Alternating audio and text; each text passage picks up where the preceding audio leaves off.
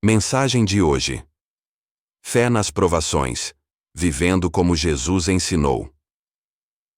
Queridos irmãos e irmãs, se eu perguntasse a você agora, qual parte do caráter de Deus você mais experimentou ao longo da sua vida, o que você responderia? Sua paciência infinita, seu poder grandioso, seu silêncio misterioso, ou sua misericórdia sem limites? Compartilhe sua experiência nos comentários abaixo, pois seu testemunho irá fortalecer e inspirar outros nesta caminhada de fé. Hoje, vamos mergulhar mais fundo do que nunca no mistério do caráter de Deus, como revelado em sua palavra.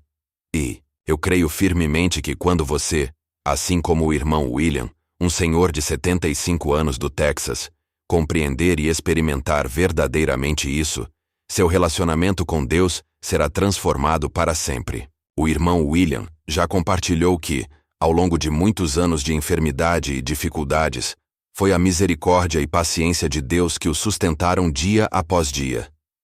Atualmente, muitas pessoas adoram uma imagem distorcida de Deus, moldada por feridas, cultura e medo. Alguns o veem apenas como juiz, distante, severo, pronto para punir. Outros tratam Deus como um gênio da lâmpada, só recorrendo a ele quando tudo desmorona. E, tristemente, muitos creem nele, mas não o conhecem verdadeiramente, porque as dores ou a religião obscureceram a verdade. Mas e se o Deus que você acha que conhece for apenas uma pequena parte de quem ele realmente é? Esta série nasceu em meio a um tempo de grande confusão, em que muitos estão questionando tudo e até abandonando a fé. Não porque Deus falhou, mas porque nunca conheceram de fato o coração dele. Sabiam sobre ele, mas não conheciam. Por isso estamos aqui. Nesta série vamos desvendar as camadas do mistério divino, sua santidade, justiça, misericórdia, alegria, zelo e proximidade. De Gênesis a Apocalipse, veremos que cada atributo de Deus não é apenas uma doutrina, mas algo profundamente pessoal. Quando você realmente conhece quem Deus é, tudo muda. A oração se torna íntima, a adoração ganha vida, o sofrimento passa a ter propósito e a obediência traz alegria profunda. Você deseja isso? Quer conhecer o Deus que canta sobre você e o Deus que abre o mar e acalma as tempestades? O Deus que chora e o Deus que reina? Gostaria que fizéssemos um vídeo completo sobre um dos nomes dele, como Yahweh Rafa, o Senhor que cura. Conte para nós nos comentários. Se esta mensagem tocou seu coração, criamos um e-book para estudo mais profundo ou para usar em pequenos grupos. O link está na descrição. Oramos para que este vídeo desperte algo poderoso no seu espírito. Uma fé tão firme que nada poderá abalá-la. Porque uma vez que você vê Deus com clareza, nunca mais se contentará com nada menos. Meus queridos amigos, se conhecer a Deus muda tudo, então entender sua santidade é o ponto de partida. No entanto, tristemente, quando muitos ouvem a palavra santo, pensam em algo frio, distante ou inalcançável. Tornamos santidade uma palavra estéril, reservada para vitrais e templos, em vez de vê-la como o alicerce de uma fé viva. Compartilhe suas reflexões e exemplos de como Deus tem se revelado a você ao longo dos anos, e não se esqueça de curtir e se inscrever para continuar essa caminhada de fé conosco. Mensagem de hoje. O fogo consumidor da santidade, onde começa a transformação. Queridos amigos, hoje quero compartilhar algo profundamente pessoal e poderoso com vocês. Deixe-me perguntar, quando você pensa na santidade de Deus, o que vem à sua mente? É algo distante e frio, como hinos sussurrados em uma igreja silenciosa? Ou você já sentiu como a irmã Eleanor, uma viúva de 80 anos da Flórida, o fogo consumidor da presença de Deus que ao mesmo tempo humilha e cura? Compartilhe suas reflexões nos comentários. Suas histórias dão vida a esta comunidade de fé. Veja bem, na Escritura, santidade não é fria, é consumidora. Não é distante, é perturbadora. Não é apenas pureza moral, é poder majestoso que exige uma resposta. Isso não é apenas teologia, é transformação. E meus queridos, depois que encontramos o caráter de Deus, É aqui que devemos começar, porque tudo flui da sua santidade. Deus não é apenas amor, ou poder, ou paciência. Ele é amor santo, poder santo, paciência santa. Santidade não. É apenas mais um atributo. É a coroa que toca todas as partes de quem ele é. Em Isaías 6, o profeta não teve uma visão aconchegante de Deus. Ele foi desfeito. Num momento estava no templo, no seguinte estava na sala do trono celestial. A orla do manto de Deus enchia o templo, e seres angelicais clamavam: Santo, Santo, Santo é o Senhor dos exércitos. Toda a terra está cheia da sua glória. A reação de Isaías não foi curiosidade, foi colapso. Ai de mim, ele clamou, estou arruinado. Por quê? Porque a santidade de Deus não revela apenas quem Deus é, revela quem nós somos em contraste. A santidade nos expõe. Ela corta títulos, conquistas e as máscaras que usamos. Não é apenas um chamado para sermos melhores, é um confronto com a beleza perfeita e a pureza infinita que faz até o melhor de nós se sentir como pó. Mas, meus amigos queridos, a história não termina aí.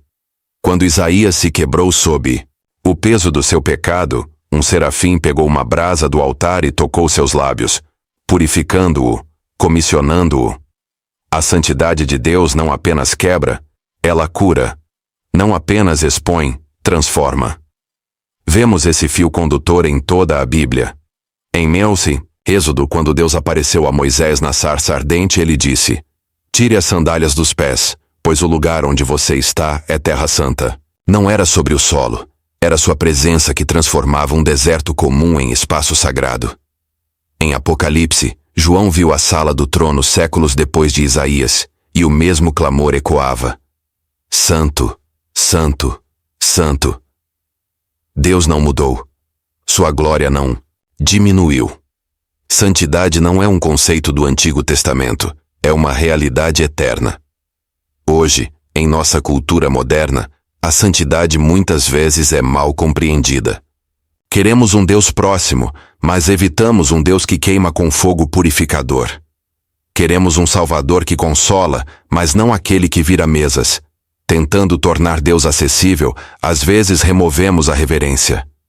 Mas um Deus gerenciável não pode nos salvar. Um Deus confortável não nos sustentará nas tempestades da vida. Precisamos recuperar o peso e o assombro de quem Ele é. Santidade significa que Deus é totalmente diferente de nós. Não em fraqueza, não em corrupção. E essa é a melhor notícia possível, porque Ele não é como nós, Ele não está preso à nossa quebrantação. Sua justiça é perfeita, sua misericórdia é pura, suas decisões nunca são poluídas por ego, cansaço ou erro. E aqui está algo que pode surpreender você. A santidade também é magnética. Moisés se aproximou da sarça ardente. Isaías foi desfeito, mas permaneceu. Os discípulos viram Jesus acalmar tempestades e expulsar demônios. E seguiram. A santidade, embora assustadora, é bela. Ela desperta em nós um anseio por algo mais alto, mais puro, mais profundo, algo santo. E aqui está o milagre. Deus não guarda sua santidade só para si. Ele a compartilha. Sejam santos, porque eu sou santo. 1 Pedro 1:15-16. Não é uma exigência de perfeição, é um convite para a transformação. Então, por onde começamos? Com rendição, com reverência, com a coragem de dizer, como Isaías: ai de mim. Queridos amigos, o que a santidade tem significado na sua vida? Você já teve um momento como o de Isaías? Compartilhe conosco nos comentários e vamos crescer juntos em reverência à sua santidade. Não se esqueça de curtir e se inscrever para continuar essa jornada sagrada conosco. Fé nas provações.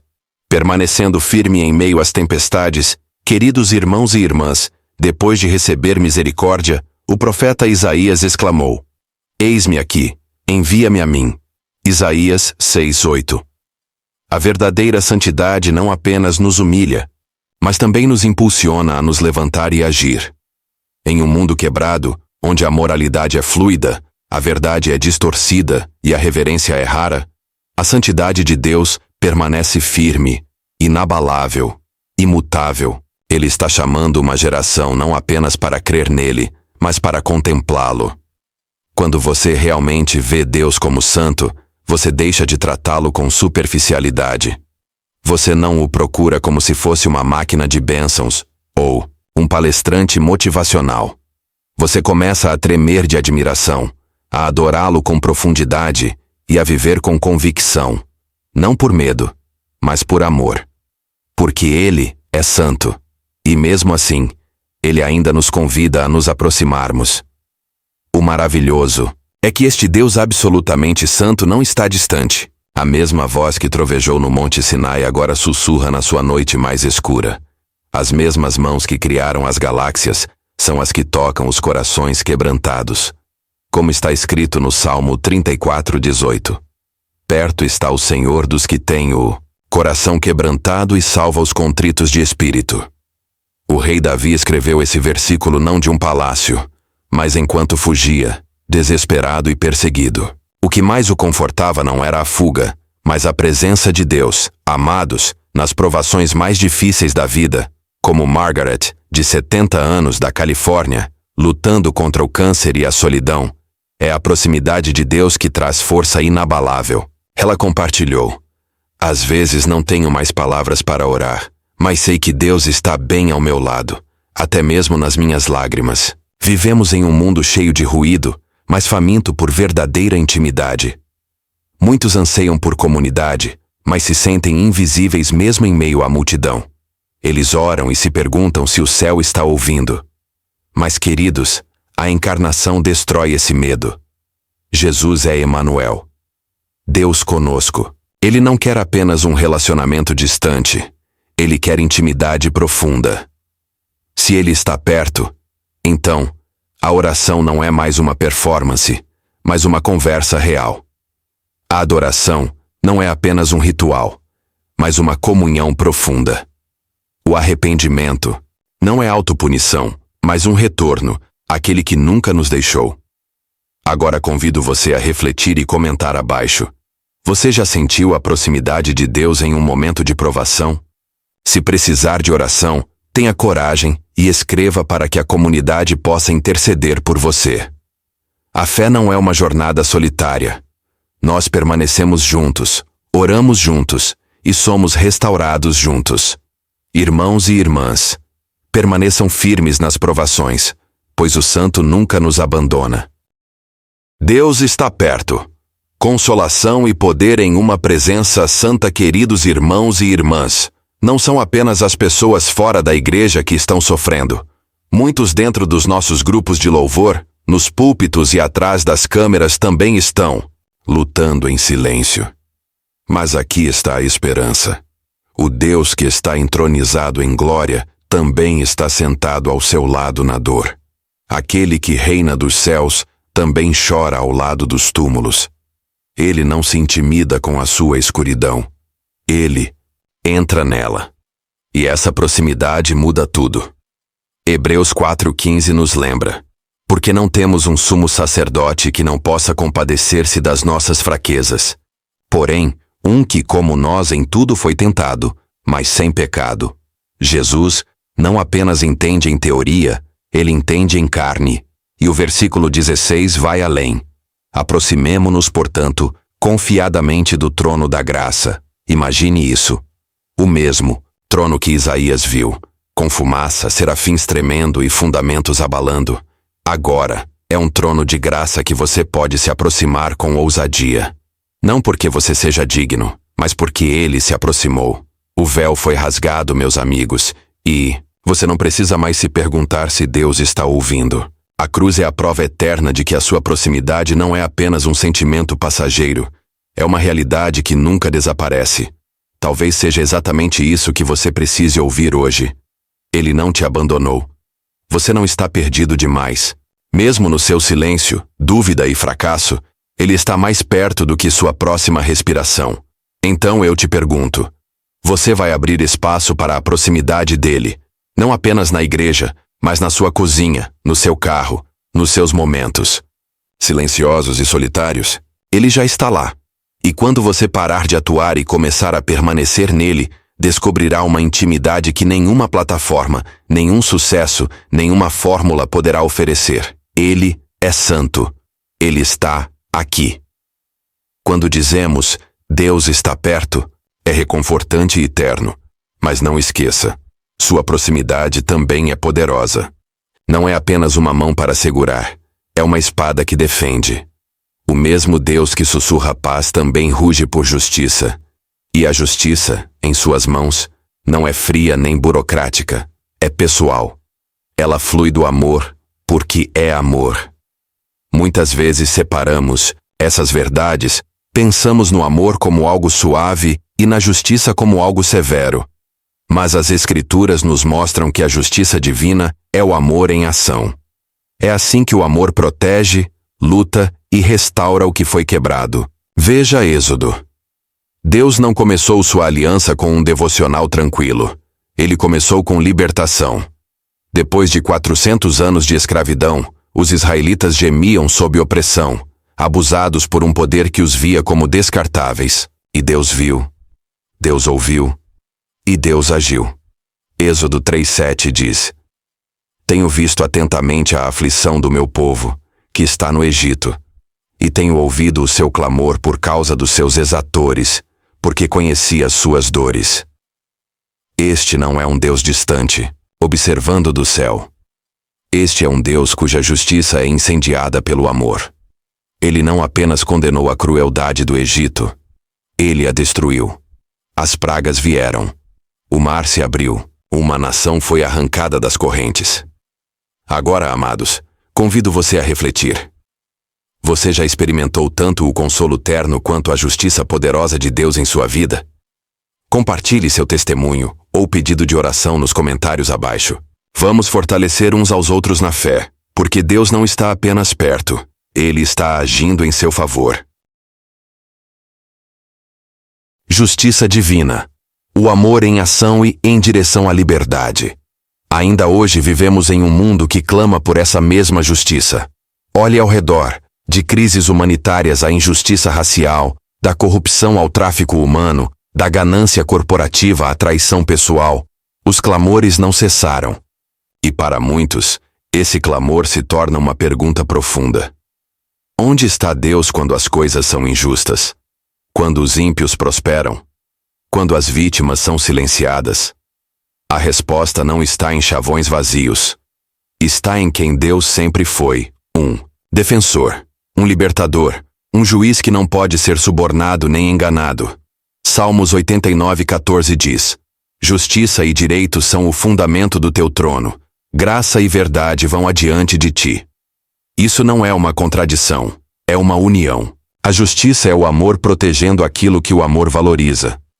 A justiça de Deus não se move porque ele está ofendido. Ela se move porque nós estamos quebrados. Moveu-se quando o sangue de Caim clamou da terra. Moveu-se quando Ana chorou ano após ano em silêncio. Moveu-se quando Nínive, uma cidade de opressores brutais, finalmente se arrependeu, e Deus os poupou. A justiça dele não é apenas para os oprimidos, é também para os opressores, se eles se arrependerem. Mas não confunda misericórdia com passividade. A justiça divina não é adiada porque Deus está indeciso.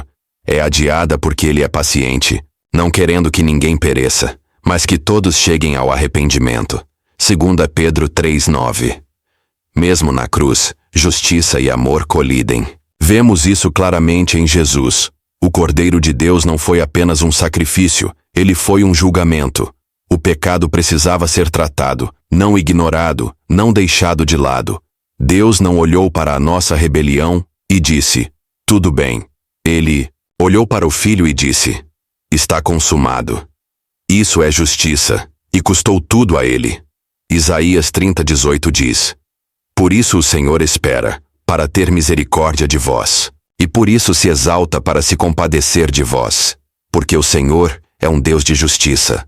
Bem-aventurados todos os que nele esperam. Um versículo que envolve julgamento em misericórdia, compaixão em fogo, e isso importa agora mais do que nunca. Hoje vemos gerações perdendo a fé em instituições, tribunais, lideranças, e com razão. A justiça parece atrasada, distorcida, comercializada e até manipulada. Mas aqui está a esperança. A justiça de Deus nunca se dobra sob pressão. Não muda com a política ou o poder. E Ele não apenas executa a justiça, Ele nos convida a vivê-la. Miqueias 6:8 deixa claro.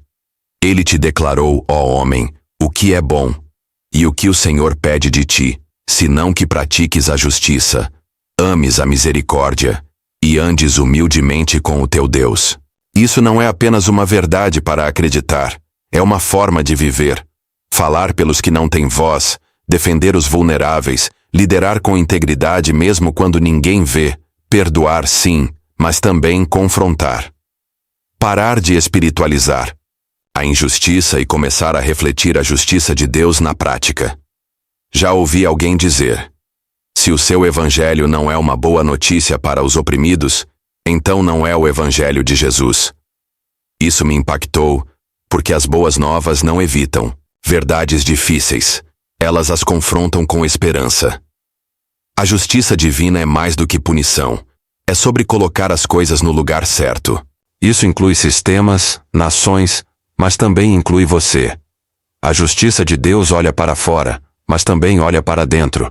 Ele disciplina aqueles que ama. Ele expõe as mentiras que enterramos. Ele derruba ídolos que nem percebíamos ter construído. Não para nos envergonhar, mas para nos salvar. Hebreus 12:11 diz: na verdade, nenhuma disciplina parece, no momento, motivo de alegria, mas de tristeza. Depois, entretanto, produz um fruto pacífico de justiça. Isso é a justiça em ação. Não fogo por fogo, mas fogo que purifica. E se você está nessa estação agora, onde coisas estão sendo retiradas, onde a verdade está te confrontando, onde Deus está lidando com o que você preferia ignorar, não resista. Não é rejeição, é refinamento. Porque quando a justiça de Deus encontra a sua vida, não é para te destruir, é para te libertar. Todos nós acreditamos que Deus corrigirá as injustiças no mundo. Mas o que acontece quando Ele volta essa justiça para dentro? Para o seu coração dividido, seus amores concorrentes, seus compromissos sutis? Aqui encontramos um lado de Deus que muitos tentam suavizar: seu ciúme. Para muitos a palavra ciúme é desconfortável, soa como algo mesquinho, emocional, inseguro. Mas enquanto o ciúme humano é enraizado na falta, o ciúme de Deus é enraizado no amor. Êxodo 34:14 diz: não adorarás outro Deus, pois o Senhor, cujo nome é zeloso, é um Deus zeloso. Não é apenas um sentimento, é um nome. Agora te pergunto, como a justiça e o amor refinador de Deus moldaram sua vida? Compartilhe seus pensamentos, testemunho ou pedidos de oração nos comentários. Vamos caminhar juntos nesta jornada de verdade e graça.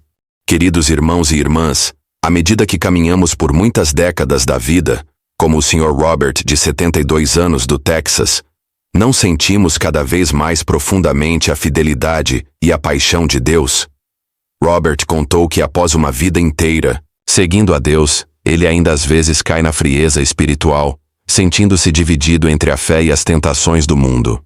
Mas em cada uma dessas vezes, ele sente a mão de Deus puxando-o de volta. Não com ira, mas com o fogo santo do amor ciumento, um amor que nunca desiste. O ciúme de Deus não é como o ciúme humano, fraco ou inseguro, mas sim um amor protetor e apaixonado. Assim como um cônjuge fiel não pode ficar parado vendo seu amado se autodestruir na traição, Deus também se entristece quando nós, seus filhos amados, nos afastamos, correndo atrás de coisas vazias, dinheiro, fama, poder, ou até hábitos prejudiciais. Você tem se sentido vazio ultimamente? Como Dona Maria, de 68 anos, da Califórnia, você percebeu que a satisfação deste mundo passa rapidamente, e só Deus pode preencher esse vazio? Saiba disto.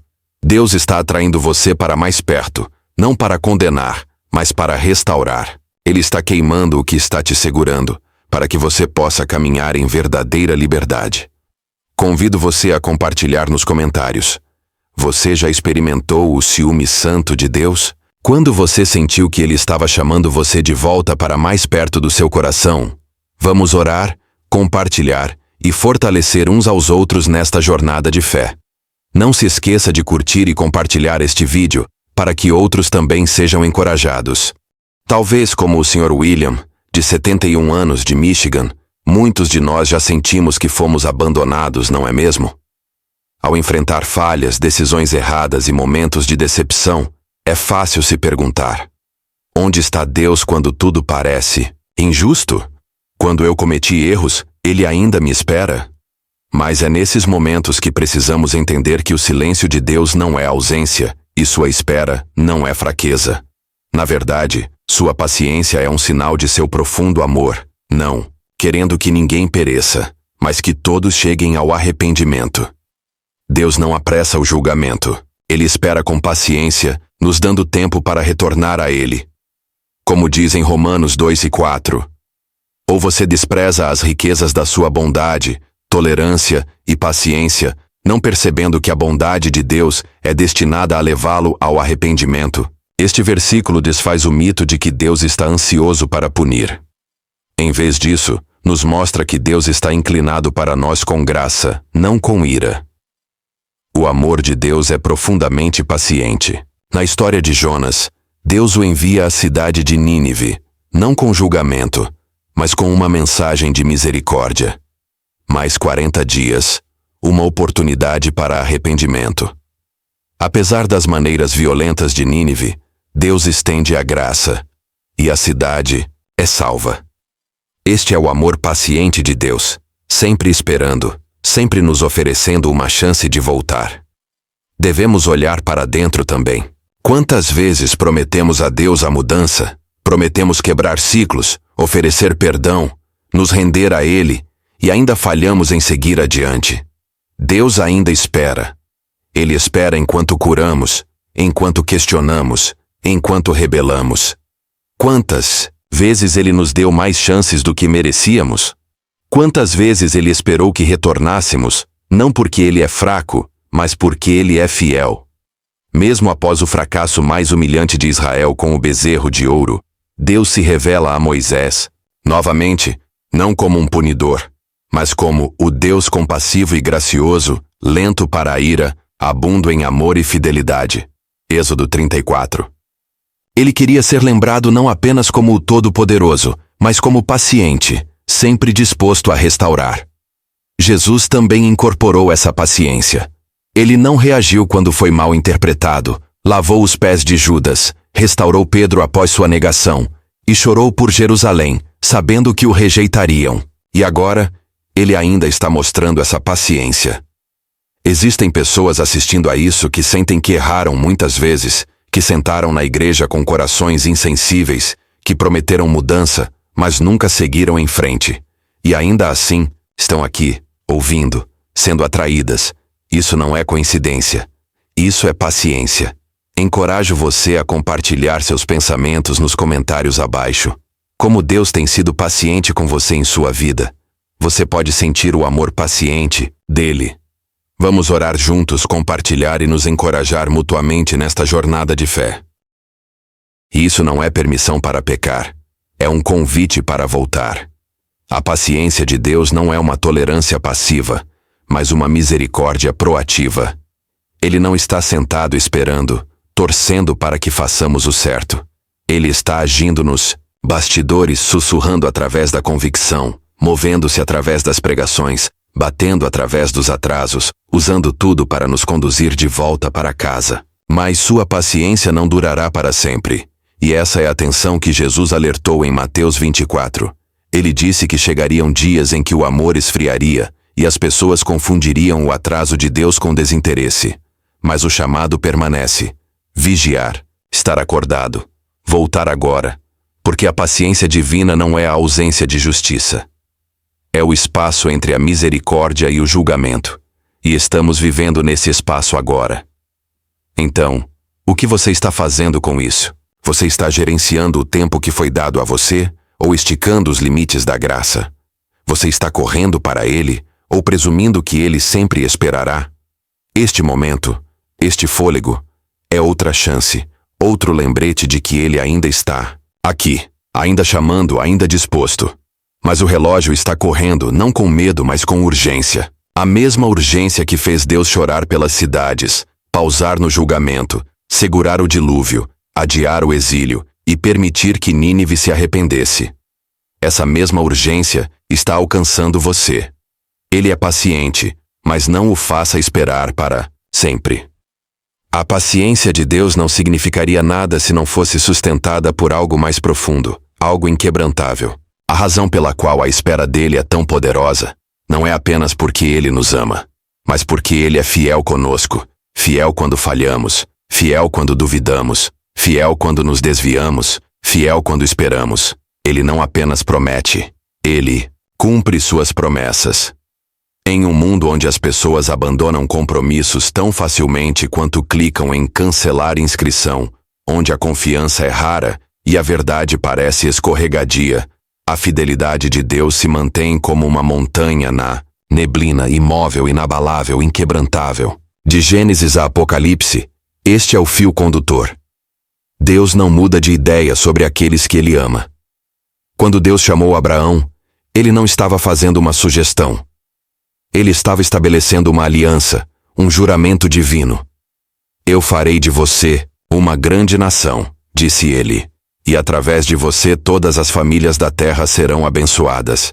Mas Abraão duvidou, mentiu, dormiu com Agar, tomou as rédeas da situação, e mesmo assim, Deus manteve sua palavra. Por quê? Porque sua fidelidade não é reativa, ela está enraizada em sua própria natureza. Em 2 Timóteo 2,13, Paulo diz: se formos infiéis, ele permanece fiel, pois não pode negar a si mesmo. Esta frase não é apenas um consolo, é uma revelação teológica poderosa. A fidelidade de Deus não é um humor, ela faz parte de sua identidade. Parar de ser fiel significaria parar de ser Deus. Você vê isso novamente na vida de Moisés. Os israelitas mal tinham saído do Egito quando começaram a reclamar, adorar ídolos e desejar voltar para a escravidão. Mas Deus não os abandonou. Ele permaneceu, uma nuvem durante o dia, fogo durante a noite, maná pela manhã, misericórdia no meio da rebelião. Porque suas promessas não eram baseadas no desempenho deles, mas no caráter dele, e isso ainda é verdade hoje. Agora estamos vivendo em uma era definida pela instabilidade. Governos mudam, economias desmoronam, amizades se quebram, casamentos se desfeitos, as manchetes mudam diariamente. Mas quando tudo o mais cede, há um que não muda. Hebreus 13:8 diz: Jesus Cristo é o mesmo ontem, hoje e para sempre. Isso não é um floreio poético, é um salva-vidas. Porque quando você não sabe o que o amanhã reserva, você precisa saber que aquele que segura o amanhã não mudará de um dia para o outro. Talvez seja isso que você precise agora. Talvez você tenha segurado promessas que parecem distantes, cura que não chegou, uma mudança que não aconteceu, uma palavra que você tinha certeza de que Deus falou, mas agora se passaram meses, anos, silêncio, atraso. Mas Deus não esquece o que ele fala. Isaías 55:11 diz: assim é a minha palavra que sai da minha boca. Não voltará para mim vazia, mas cumprirá o que desejo e realizará o propósito para o qual a enviei. Suas palavras têm poder. Elas nunca caem ao chão e desaparecem. Elas pousam, enraizam, crescem, mesmo quando você não vê. Ele é fiel. Pense em José. Ele teve sonhos de liderança quando era adolescente e passou mais de uma década como escravo e prisão antes que eles se tornassem realidade. Mas os atrasos não anularam a promessa. Eles o aperfeiçoaram para ela. Pense em Davi, ungido rei ainda como um garoto pastor e depois caçado como um animal por anos, mas Deus nunca mudou de ideia. A coroa ainda estava chegando. E Jesus, cada profecia, cada promessa, cada sombra no Antigo Testamento foi cumprida nele. Na hora certa. Nem um segundo antes, nem um segundo depois. Até o Apocalipse, com todo o seu mistério e majestade, termina não em incerteza, mas em uma declaração. Estas palavras são confiáveis e verdadeiras. Em outras palavras, você pode contar com ele sempre. Mas e quando parece que ele se esqueceu de você? É aí que a fé e a fidelidade se encontram, porque a fidelidade de Deus não é provada pela rapidez com que a promessa vem. É provada pela constância com que ele permanece enquanto você espera. Lamentações 3 diz: por causa do grande amor do Senhor, não somos consumidos. Grande é a sua fidelidade. Isso foi escrito nas ruínas, nas cinzas de Jerusalém, e ainda assim, a fidelidade permaneceu. E é pessoal. Eu vi pessoas passarem pelo fogo, divórcio, diagnóstico, perda, e saírem não apenas de pé, mas adorando. Por quê?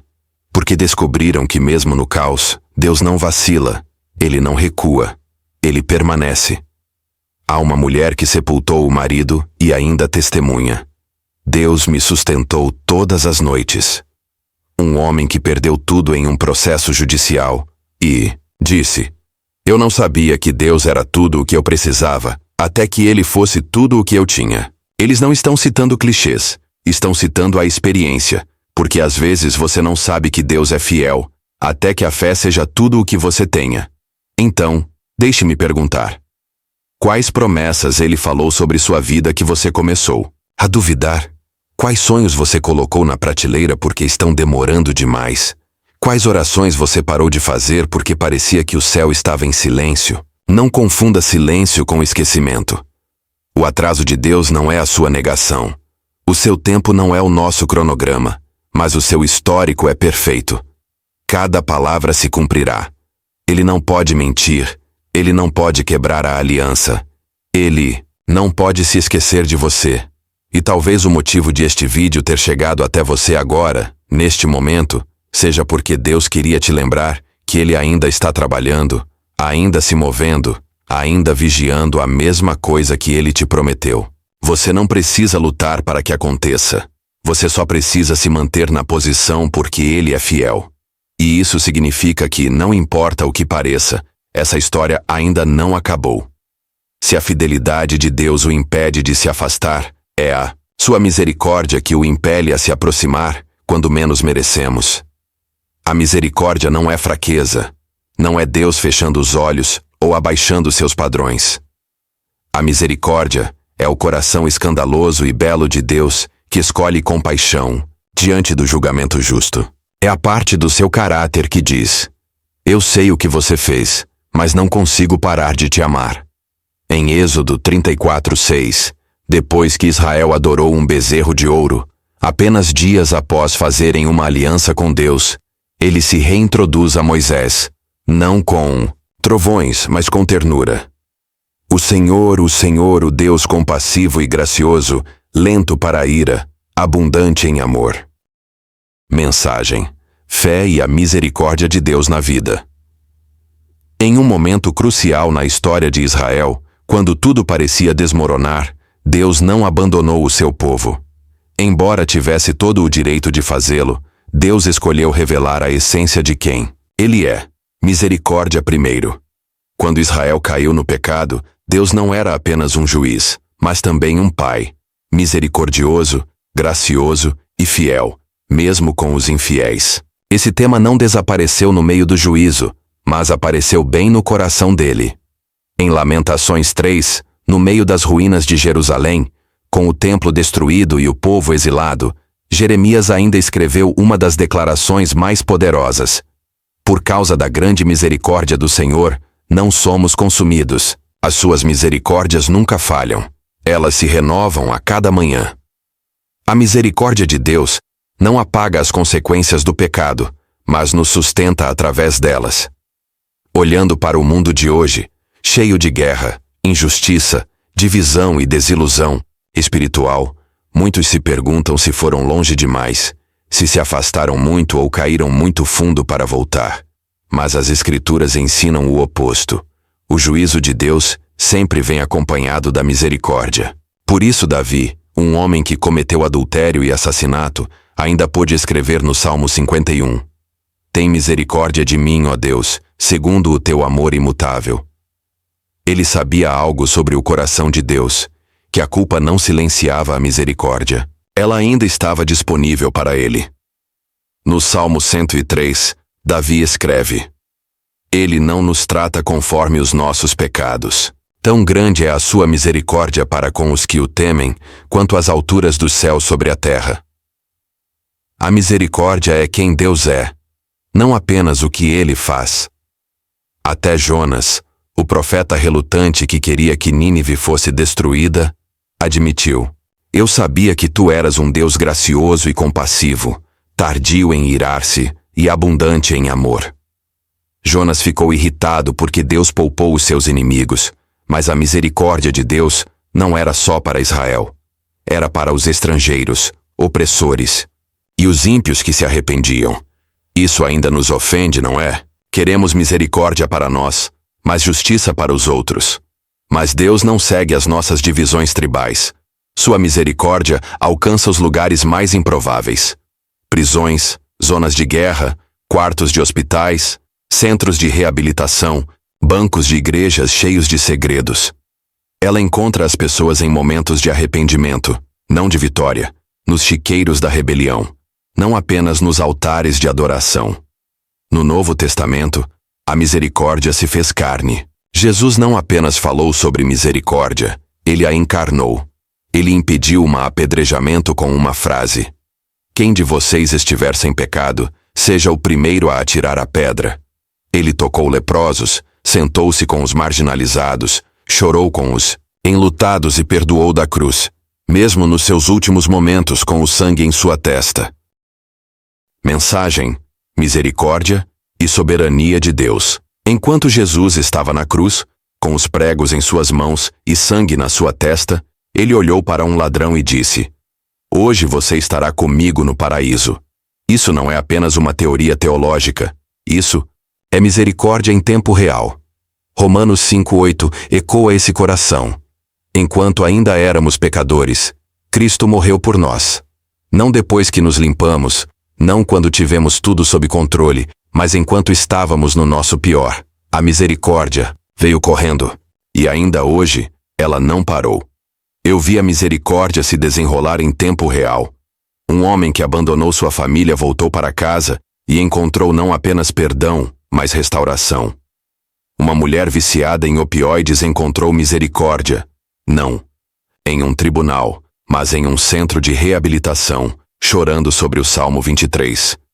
Um pastor que caiu da graça a encontrou novamente, não em um palco, mas em um grupo de apoio, onde ele finalmente foi honesto. Este é o Deus que servimos, um Deus cuja misericórdia interrompe o julgamento que merecemos. Mas essa misericórdia exige uma resposta. Romanos 2:4 diz: A bondade de Deus nos leva ao arrependimento. A misericórdia não é uma licença para continuar pecando, é a porta aberta para sair do ciclo. Não é uma brecha legal, é uma linha de vida. Talvez você esteja lendo isso agora, se perguntando se já escapou da misericórdia. Você não escapou. E não pode. Se ainda tem fôlego, a misericórdia ainda está sobre a mesa. Mas não é algo para se tomar levianamente, porque embora sua misericórdia seja ampla, ela não é barata. Custou sangue, custou a cruz, custou tudo.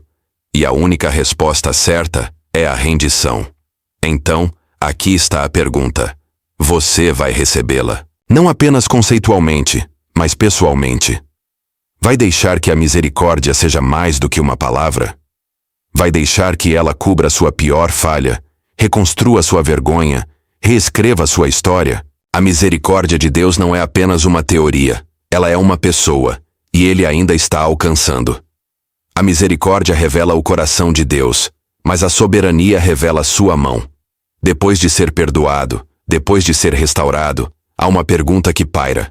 Quem está realmente no controle de tudo isso? Em um mundo que parece estar se desfazendo, guerras em todos os noticiários, divisões em todas as comunidades, desastres que chegam sem aviso, essa pergunta não é filosófica, é de sobrevivência. Quando tudo parece fora de controle, desesperadamente, queremos saber: Alguém está segurando o leme? As Escrituras não vacilam na resposta. Deus é soberano. Essa palavra tem peso, finalidades e majestade. Não é apenas que Deus tem poder, é que Ele reina sobre todo o poder. Não é apenas que Ele influencia os reis, mas que Ele os estabelece e os remove. Não é apenas que Ele reage aos eventos, mas que Ele governa a história. Em Daniel 4:35, encontramos uma das declarações mais ousadas da soberania de Deus. Não de um profeta, mas de um rei pagão. Depois de ser humilhado por Deus, o rei Nabucodonosor diz: Ele faz o que quer com os poderes do céu e com os povos da terra. Ninguém pode deter a sua mão ou dizer a ele: O que fizeste? Essa frase foi dita depois que o homem mais poderoso do mundo perdeu sua mente, literalmente, e comeu grama como um animal até reconhecer quem realmente estava no trono. Era uma misericórdia disfarçada de loucura. Deus não foi cruel. Ele estava corrigindo a ilusão de controle.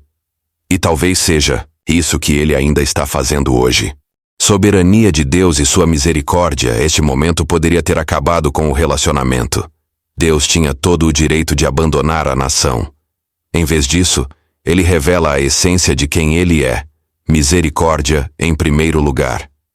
Este foi um momento crítico na história de Israel, um momento que moldou como as gerações entenderiam Deus, não apenas como juiz, não apenas como legislador, mas como Pai, misericordioso, gracioso, fiel, até mesmo com os infiéis. E esse tema não desaparece no fogo do julgamento, ele aparece bem no meio disso.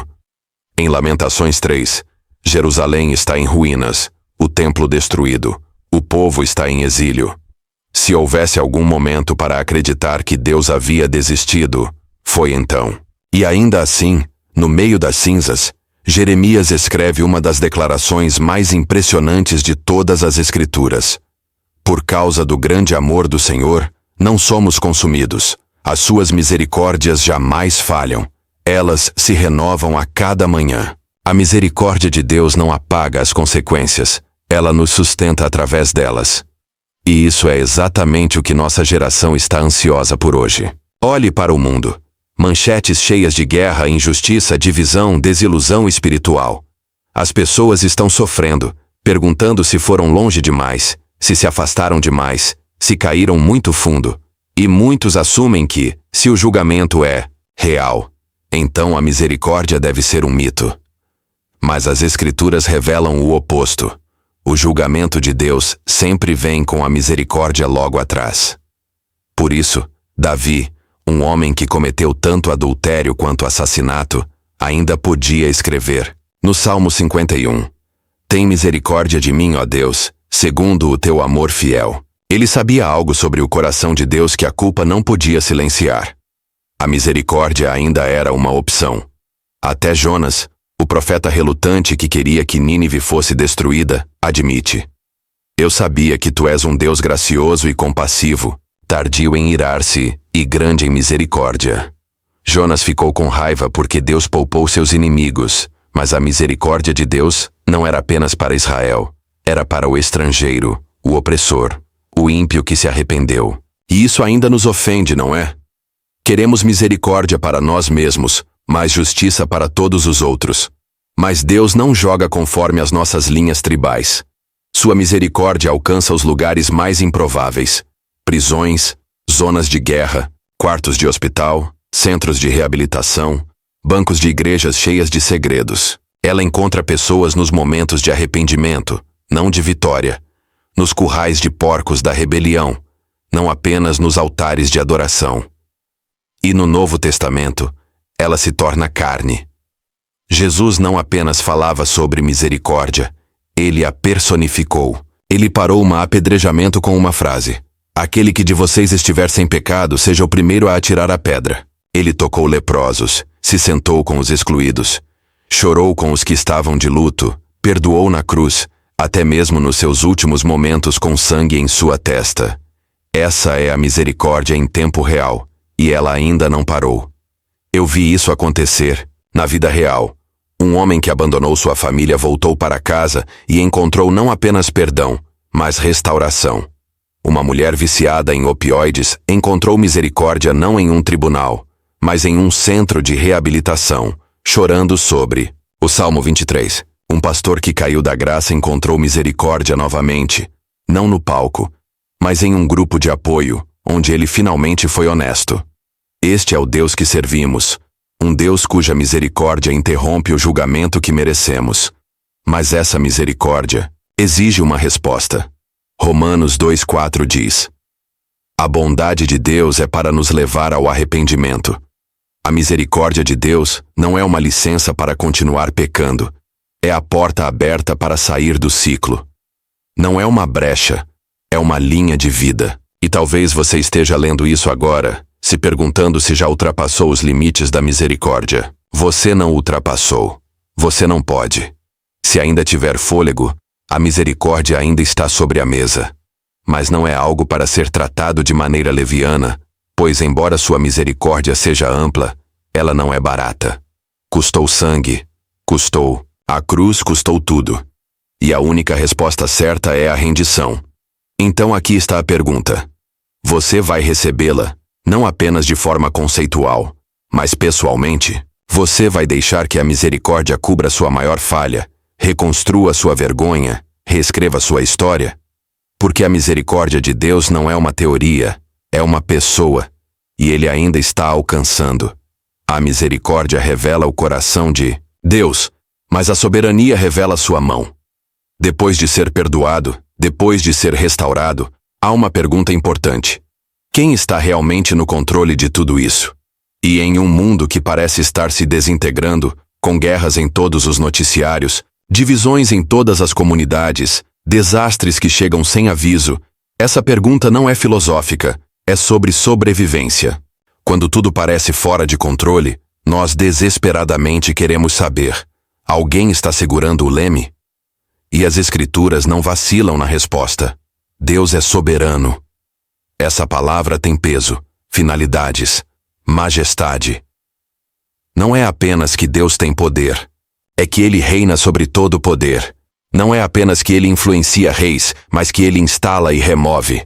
Não é apenas que Ele reage aos eventos, mas que Ele governa sobre a história. Em Daniel 4:35, encontramos uma das declarações mais ousadas sobre a soberania de Deus, não de um profeta, mas de um rei pagão.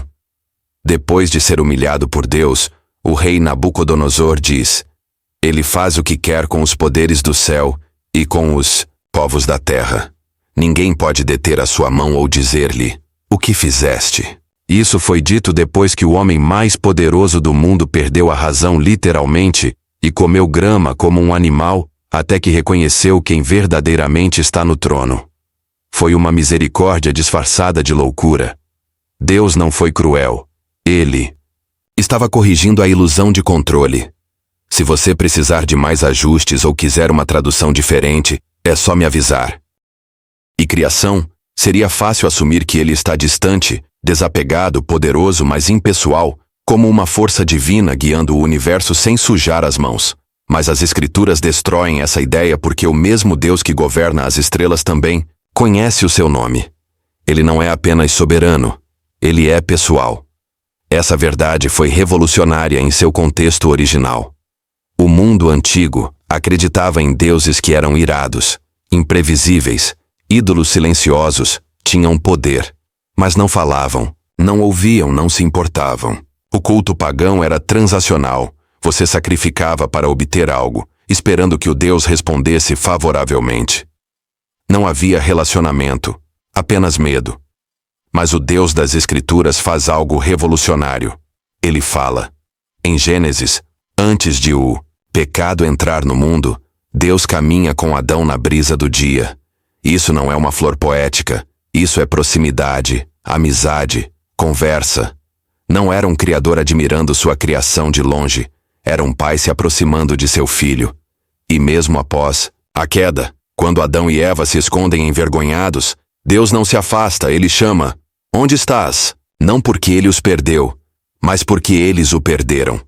E ainda assim, ele os procurou. Desde o início, Deus se revelou não apenas como Senhor, mas como Pai. Ele fala com Noé, caminha com Enoque, janta com Abraão, luta com Jacó, chama Moisés, da sarça ardente, responde a Elias com um sussurro. Envia profetas não como mensageiros de regras, mas como ecos do seu coração. Ele alcança repetidamente, não porque precisa de nós, mas porque nos quer. Isso se torna ainda mais impressionante no Novo Testamento, quando Jesus ensina os discípulos a orar. Ele não começa com um título majestoso, ele começa com um relacionamento. Pai Nosso. Nenhum mestre judeu jamais ousou tornar Deus tão próximo. Mas Jesus não hesita, porque ele não estava introduzindo uma nova teologia. Ele estava revelando o que sempre foi verdade. Deus não é um conceito. Ele é uma pessoa, e essa pessoa inclui emoção. As Escrituras não evitam isso. Deus ri, Salmo 24. Ele chora, Gênesis 6:6. Ele se regozija sobre nós com cânticos, Zefanias 3:17. Ele sente compaixão, Oséias 11:8. Ele expressa raiva, ciúmes, prazer, tristeza, não porque ele é instável, mas porque ele está envolvido. Ele não é um algoritmo, não é uma fórmula, ele é um pai. E agora, em nosso mundo, essa é a verdade que muitos estão desesperadamente buscando. Vivemos numa era de automação. A inteligência artificial escreve nossas palavras, aplicativos monitoram nossos hábitos, fluxos de trabalho substituem a conexão face a face, até nossas interações sociais são filtradas por telas. E com cada conveniência, uma dor mais profunda cresce. Alguém realmente me conhece? Não apenas meu desempenho, não apenas a versão curada de mim. E para muitos, essa questão transborda para a visão que tem de Deus. Ele parece distante, frio, inatingível. Talvez ele me tenha criado, pensam, mas ele não poderia se importar comigo. Não assim, não com minha bagunça, não depois do que eu fiz. Mas ele se importa. O Deus da Bíblia não é apenas ciente de você, ele está envolvido com você. Jesus prova isso sem dúvida. Ele não vem apenas para ensinar. Ele vem para sentir, para comer com os pecadores, para tocar os leprosos, para chorar nos túmulos, para ser movido pela compaixão. Ele chora pelas cidades, ele se maravilha com a fé, ele abençoa as crianças, ele faz o café da manhã para os discípulos depois de traírem ele, e então ele morre por eles. Que tipo de Deus faz isso? Um Deus pessoal. E após a ressurreição, ele ainda não para. Ele encontra Maria no jardim pelo nome. Ele anda com 2 discípulos confusos no caminho para Emaús e abre seus olhos com as Escrituras e o jantar. Ele restaura Pedro, não com uma palestra, mas com 3 perguntas de amor. Mesmo agora, o Espírito Santo não apenas nos capacita, ele habita, ele conforta, ele ensina, ele nos lembra. Isso não é mecânica, é presença. Ele conhece sua voz, seus pensamentos, seus medos, seus sonhos. O Salmo 139 diz isso como uma carta de amor. Tu me sondaste, Senhor, e me conheces, antes que eu diga uma palavra, já a sabes completamente. Ele não é invisível para você. E ainda assim, muitos ainda mantêm Deus à distância, talvez porque você tenha sido ferido por um pai. Talvez porque suas orações pareçam não ser respondidas. Talvez porque você tenha associado o silêncio de Deus à falta de interesse. Mas deixe que esta verdade atravesse a névoa. Ele não partiu. Ele não mudou. Ele não se cansou de você. Ele é pessoal e está te buscando. Em Apocalipse 3:20, Jesus diz: Eis que estou à porta e bato, não chuto, não grito, bato. Por quê? Porque ele não está atrás de controle. Ele está atrás de comunhão. Então, aqui está a pergunta. Você vai abrir a porta, não apenas para um Salvador, não apenas para um rei, mas para um pai, porque sua necessidade mais profunda não é clareza, é conexão. E o Deus que estendeu os céus ainda está alcançando você agora, não com poder apenas, mas com ternura. Ele não está apenas presente, ele é pessoal e está esperando. É uma coisa saber que Deus é pessoal, que ele anda com você, sussurra para você, chora com você, Mas se ele fosse só isso, um amigo, um conselheiro, um guia gentil, ele poderia nos confortar, mas nunca nos salvaria. O Deus que se aproxima também é o Deus que reina sem rival. E desde o primeiro suspiro das Escrituras até a última trombeta de Apocalipse, seu poder não apenas aparece, ele explode através da história. No começo, Deus criou os céus e a terra. Isso não é poesia. Isso é uma erupção. A palavra, hebraica para criar, em Gênesis 1 bara, é usada exclusivamente para a atividade divina. Significa algo do nada, sem materiais brutos, sem ajuda. Apenas sua voz. Ele falou e as galáxias começaram a se mover. Ele soprou e o pó se transformou em destino. A luz atravessou o nada porque ele quis. Isso não é o toque suave de uma influência espiritual. Isso é poder sem filtro, inquestionável. E ele não usou esse poder apenas para construir um mundo. Ele o usou para redimir um. Quando Israel foi escravizado no Egito, Deus não negociou com Faraó. Ele não suplicou. Ele liberou águas que se transformaram em sangue, gafanhotos devoraram a terra, a escuridão caiu sem aviso, e a morte veio, para cada primogênito que não estava coberto pelo sangue. E então, quando chegou o momento, ele dividiu o Mar Vermelho em dois. Isso não foi apenas uma saída dramática, foi uma declaração cósmica.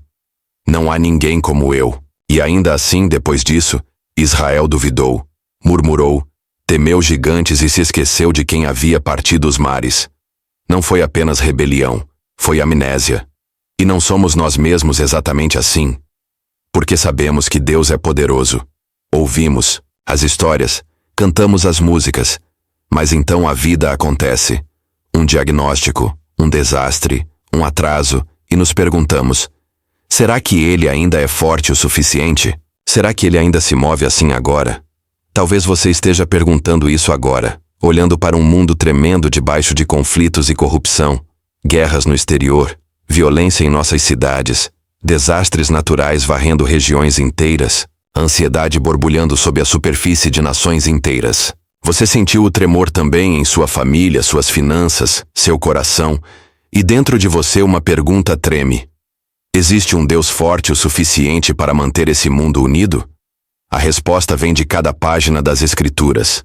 Sim, e ele nunca parou de se mover. Em 1 Samuel 17, um pastor adolescente sem armadura se põe diante de um gigante, Golias, zombando dele. Davi não vacila. Ele diz: você vem a mim com espada e lança, mas eu venho a você em nome do Senhor dos Exércitos. Uma pedra. Um momento. Um gigante caiu porque um Deus maior estava por trás da funda. Em 2 Reis 6, o servo de Eliseu entra, em pânico quando um exército cerca sua casa. Eliseu ora: abre os olhos dele, Senhor. E de repente, o servo vê que os montes estão cheios de cavalos e carros de fogo. O poder já havia chegado, só não era visível ainda. Mesmo os salmos gritam de poder. O Senhor é um guerreiro, o Senhor é o seu nome. Êxodo 15:3. Ele quebra o arco e despedaça a lança. Salmo 46:9. A sua voz a terra se derrete. Salmo 46:6.